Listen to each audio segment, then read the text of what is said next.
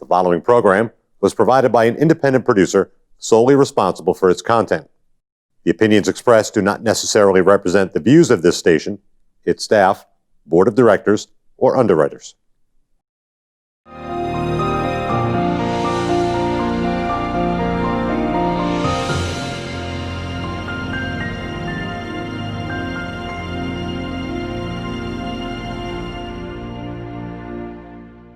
Hello and healthy welcome, Paula Moran. Paula, you're running for our House of Representatives and in Ward 9. Correct. How about that? Yes. And you've tried it once before? I have. And now you give it another one. I'm giving it another good. shot. That's good. Yes. Well, that's what happened to me, so don't give up, because you'd be surprised how you might get in, but it's going to be wonderful up there. Yes. What particular reason did you decide to run? Well, I'm very interested in public service and government, and I'm at the stage in my life where I can, devote some time to that. Although I am still working full time, I'll be able to take the time, flex my hours accordingly. So this is just something I've always wanted to do, and it's a good time. Have you thought about what area you'd like to be in, or what committee you would like to be on when you're elected? I'm not so sure in terms of a specific committee, but I can tell you that my number one focus is going to be on getting more small businesses in New Hampshire. Lots of good reasons for that. Yes. It's absolutely the backbone, the cornerstone, the foundation to make everything else work. I was, as a matter of fact, I was thinking about, you're probably familiar with Maslow's hierarchy of needs. Do you remember that triangle that it talks about the people's needs? And the baseline, of course, is all the physical needs, air, water, all the basics. And if I think about the economy of New Hampshire, I think about that baseline piece as small business, and particularly manufacturing. We need to make stuff. That's, I think the tourism industry is fantastic. We have a lot of other very, very strong industries here in New Hampshire, but I think that we have to do more as a state to promote new businesses to come in to New Hampshire. And not necessarily just the southern tier, because we're pretty crowded here in the southern tier. I think most people would agree. But I think that New Hampshire has a very strong workforce in terms of a work ethic. We have fantastic colleges. My son is a graduate of the University of New Hampshire, undergrad and graduate degrees, and our community colleges are just absolutely outstanding. Yes. And, people need to have good jobs, and good jobs don't have to be just the, working for the big companies. Good jobs are valuable trade skills, that enable people to become self-employed if they want to go that route. There's just a lot here in New Hampshire. And I think that we should be incentivizing companies to come here and really working hard with them, really being proactive. One industry I can think of in particular is medical device manufacturing. That would be an outstanding fit for people here in New Hampshire. And I happen to be a little bit privy on that because my husband is self-employed. He's a mechanical engineer, a licensed mechanical engineer, and his customers are medical device manufacturers. So he's what he does is he's like the liaison between the people with the concepts and then the people who actually make the product. And for him, it's class 2 medical devices, which means things that stay external to the body. But right now, we do an awful lot of that manufacturing in other countries. And in particular, I can think of, well, Tom has several clients, but in particular, he has clients like in the Dominican, and really? there's always issues with like the purity of the water.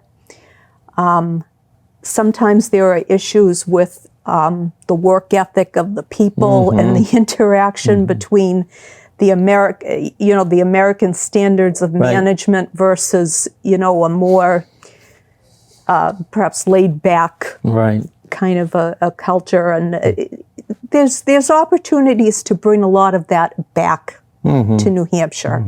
And that's a good thing. And there are some companies around here now that do those special things. Special tooling and all sorts of little absolutely. Absolutely. And, I think that's all. You got about 6 different committees that might be involved with that in one way or another. And surprisingly enough, even the Public Works Committee that I was on has a big influence on it because we do some of the incentives on construction of roads and other things, and supporting the capital expense of some of our different departments, which will influence the small companies that might be benefiting by it. Right. So I hope you get it, because that's what we need. And we're looking at a lot of things that can be done, even still in southern New Hampshire, that can improve the economics of the whole state. Right. And I've participated in some of them. It's very enjoyable when you can see you have some effect on progress. Right. Right. And, you were talking about even having opportunities still in southern New Hampshire, even though we're certainly more crowded than up north. But like the whole campus of Daniel Webster College, hey, what an opportunity that could be for a company. The Chinese own it now, though, as they own doing everything. Nothing. Yeah, that's right. Right. That's right. So let's be creative and let's give our economic development people the tools and the leeway that they need, and let's keep the long term in mind, because when a company gets established and you can, have a good base of jobs, and you bring, skilled people into the workforce, and it's just a win-win. As long as you take the longer view, you can't expect necessarily to have unrealistic profit expectations in a very short period of time. But let's look way out there. Yeah, the university too is a contributor there with their innovation area, and I don't know if your son got involved in engineering or whether he took something else, but that's I would encourage that as much as possible. I think that you do, as I said, on the capital expenditures committee on public works, they have a lot to do with supporting some of that. Yeah. So you're going to, what are you doing to in your campaign to get people to know you better? Well, I just recently sent out a mailing. I am distributing literature. I'm doing spots like this. I'll be on Pete Silva's show Friday. I am doing sine waves, going to events. Just get out there, get your face. Exactly. I have my website out there, my Gmail. Just encouraging people to reach me if they have any questions. Well, do you want some more helpers or something like that? Who do they contact? Who? Me. Okay.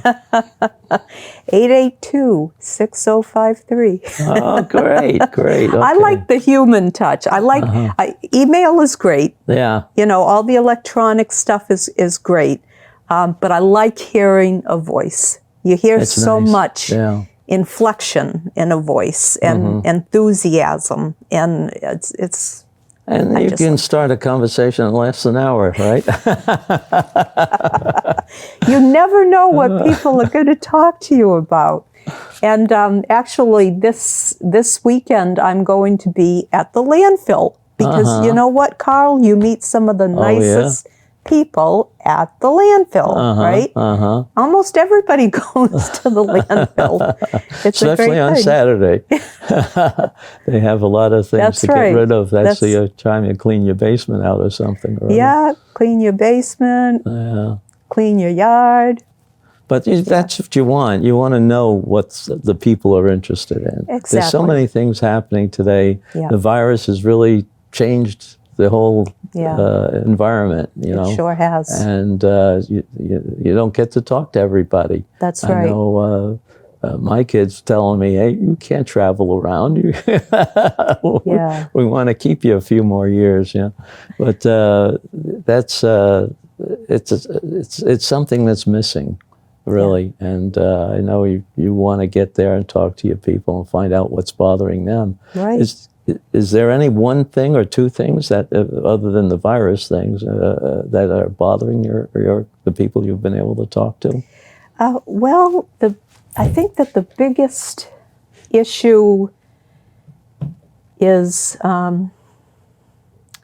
people are concerned about the safety and going back to school and the logistics of how that's all going to work out, how they're going to make, their home lives work with the hybrid approach that will be, approaching soon. In so many households, it's both of the parents are working. Both of them need to be working. That's just the reality of, this day and age. So how they make it all work with their kids, and first and foremost, safety. And not. I don't find that people are panicked or feel overwhelmed, but they just want to make good, solid decisions. They want to have good information to make decisions on. So I would say that's, probably the primary thing. And this, of course, is more of a local issue than a state issue.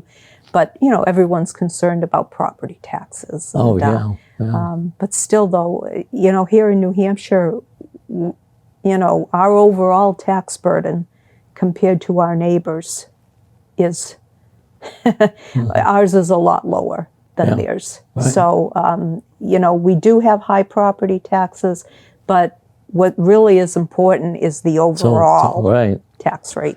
And I think this state has a perspective of trying to have a number of different things. So, and as the economy goes, and it's different. Some are benefiting this time, and the others are benefiting under other conditions. So it's sort of balanced. It amazed me when I was up there to see how the income would fluctuate a little bit, whether it was a tax on tobacco or a tax on this but the last things that they've done, I think, was the last couple of sessions when they were able to decrease the business tax, which, as you said, is what starts the new companies from coming here, right.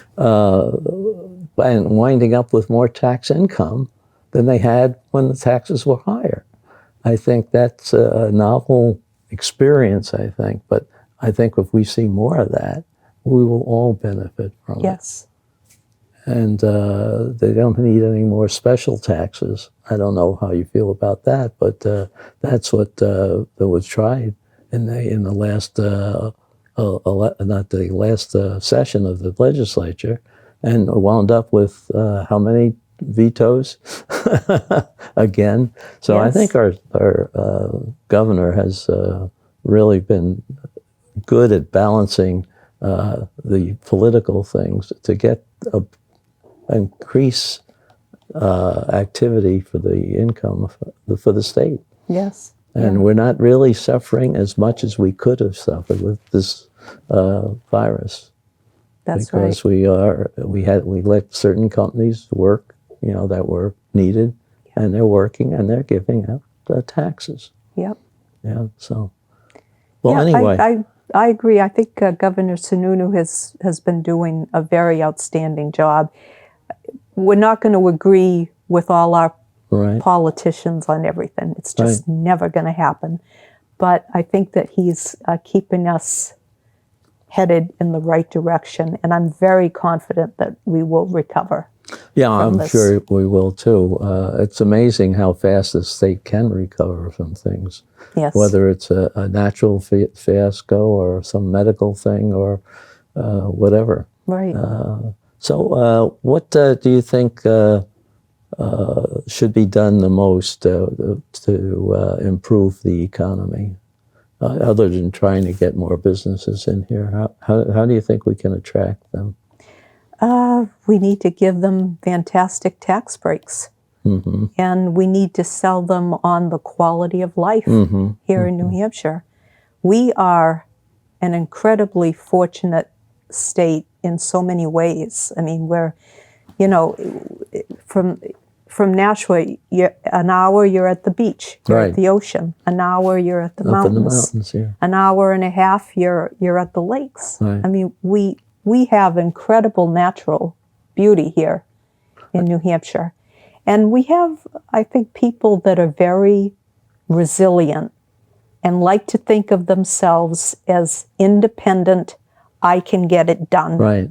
kinds of people. Mm-hmm. And that's a wonderful thing. And at the same time, I see people, that they take care of their neighbor. And we're also a very philanthropic state. right. We really are. And philanthropy is great for the private sector. Let's keep government focused on what it does Right, best right. and what it needs to do best, Mm-hmm. which is roads and infrastructure and protection and those core things. Mm-hmm. But New Hampshire people are incredibly generous with not just their money, but their time. Definitely. I mean, you Incredible can see how many volunteerism. nonprofits are here just in Nashua. That's right. I was surprised the first time I went to one of those meetings. There must have been over 100 people there. Oh, sure. So, yeah. And the fact now that they're even trying to make that more effective by sort of merging some of them. Yes. Where you can have one oversee a number of different issues and maybe make the smoother operation. Right. And you talked about tourists too. I agree with you. Nashua itself has a number of things that they want to improve on. I don't know how long it's going to be and how they're going to win or how they're going to pay for it. But we have two rivers. Mm-hmm. We have a number of different other activities that can be gone. And as you said, we have an ocean nearby, mountains, and beautiful countrysides and parks and stuff. That's really Right. good. Right. And I'm, my husband and I, we have a motorcycle, and that's one of the favorite things we do together. And it's, I'm always amazed at how, I can leave my home, and then in 10 minutes, I'm in a country Right. environment looking at the cows and the cornfields, and it's just wonderful. I have We a live in couple a of great neighbors place. like that, just like that. They go out every nice day Yeah. and just take a little ride for an hour or two. Yeah, it's a great way to clear your head. It really is. And but I'm fortunate. I just sit on the back and take it all in. Right? Oh Tom drives boy, it. you got it easy. I see. I've got it very easy. Yeah. Okay. So But I was amazed. I had relatives that were into motorcycles, but I never took to them.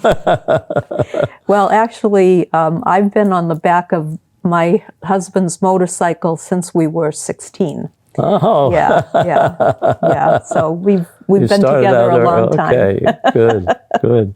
Well, what kind of incentives do you think we need to build up our tourist business?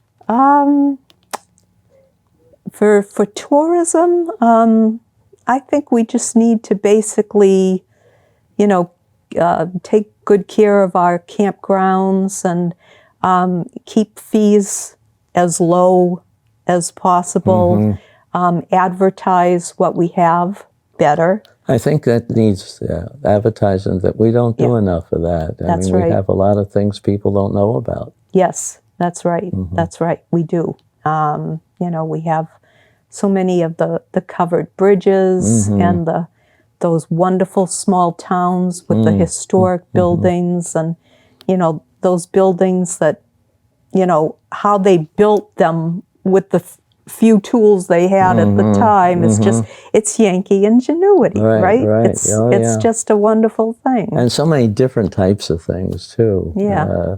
Whether it's a church, a museum, or whatever. Right. And it is amazing the different feeling you get in going into some of these small towns. Yes. I mean, they have a aura of something, you know, just them. Right. So, I think we do need a little bit better advertising, a little bit better Yes. promotion on that. And I think finally the governor has improved the economic development division, because when I started, they had very little money to promote New Hampshire. And they didn't have, you know, the people just had been used to it, and they didn't really have enough ideas. You know, even if they had money, they probably wouldn't have used it properly. But now they have people up there that are trying to promote it much better. And I think when I've talked to them on some other issues, they've been very excited about maybe being able to get on a TV show to promote it a little bit. So public access TV is another thing that's nice. I don't know how you would see using it for political purposes, but I see it as a way of getting a lot of information out. That's right. Because people are using social communications, but newspapers are dying. They're not, and they don't have very much information. And what's happening there in Concord doesn't get promoted enough. You don't see what the difficulties are in trying to do something, or when they finally decide on how to do it. What does it mean for me? You know, how should I interpret it? And I think we have to do more of that. Yes. So I don't know, again, what committee you'll get on, because it's interesting when you go up there, they talk to you about it and they ask you for 3 choices. And then I didn't get any one of my first 3 choices. That's very funny, because other people that I have spoken to have all said the same thing. Oh yeah, they ask you, but don't expect to get it. But I was happy with the one I got. I thought it was the best one up there. For some reason, it seemed to have less political problems between the people that are on the committee. Right. They were more logic and more understanding that we had so much money to do something. Right. You couldn't do everything, so you got to figure out how you're going to do it. Right. And it meant a lot for the colleges, because you know they get a good chunk of that money. Yes. But I remember up there when they changed the community colleges, and we had the chance of just helping them the right time, because they had brought somebody new in, and he decided to be a little bit more involved with the companies that were here and finding out what they needed to be trained, especially for some of the the workers on the line.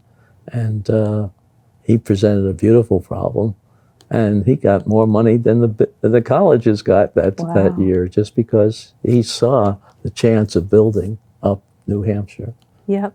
And you talked about community colleges too. You have some experience with that? Or? Well, my employer, BAE here in Nashua, we have a fantastic program with the local community college, the Microelectronics Boot Camp is what it's called. And so it's a very rigorous program where, people are trained to actually do inspection and soldering and the other things, module build.